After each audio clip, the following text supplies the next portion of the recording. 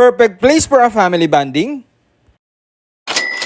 Food spot ay makakakain ka na ng different kind of dishes na para bang nasa iba't ibang bansa ka. Yes, tama ka nang narinig. Dito nga nag-o-offer sila ng Western, Asian at Japanese cuisine. Kaya naman kung nag-grave ka naman nabanggit kong pagkain, ay dapat tapusin mo ang video na to.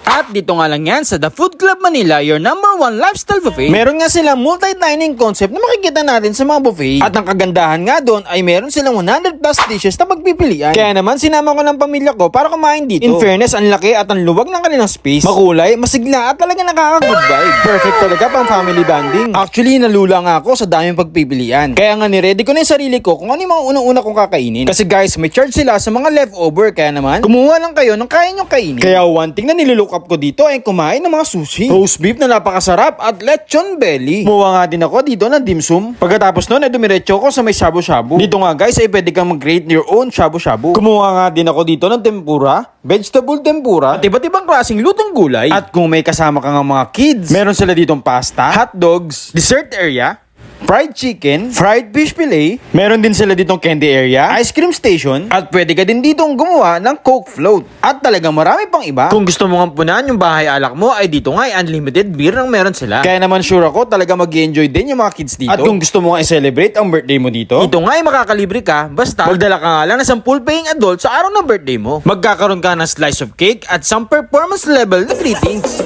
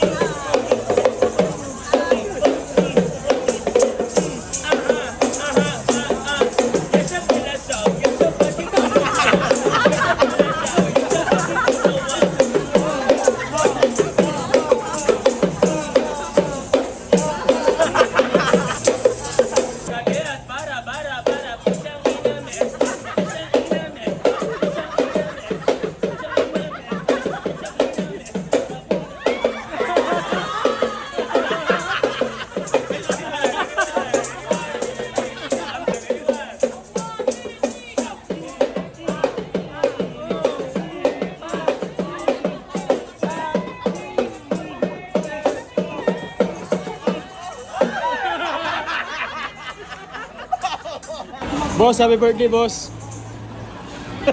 Thank you. Salamat sa lahat na nagpunta. Sobrang nag-enjoy nga ako at nasaraman din sa mga food na ino-offer nila. Just to wrap it up, nauna ko nga kinain yung crepe. Tapos gumawa na rin ako ng mga different kind of fruits. Enjoy ko rin yung kanilang tortilla. At hindi ko na rin pinalagpas kainin yung shabu-shabu ko. Dahil pansit lover ako, talaga nag-enjoy ako dito. At personal taste preference ko nga yung pinimpla nito. Ano naman, pasok na pasok talaga sa panlasa ko. I also enjoyed yung kanilang lechon belly. Napakalambot, napakasarap at talagang crispy. At last but not the least, yung kanilang sashimi. Napakasarap nito guys. At pati nga din yung mga kids na talaga nag-enjoy. At dahil sa masarap yung food, talaga nakuha nila yung cravings ng mga bata. Kaya naman kung naghahanap ka ng place to celebrate parties, anniversaries, or any family gathering, ay magpa-reserve ka na sa The Food Club Manila. You can check their FB page for more details.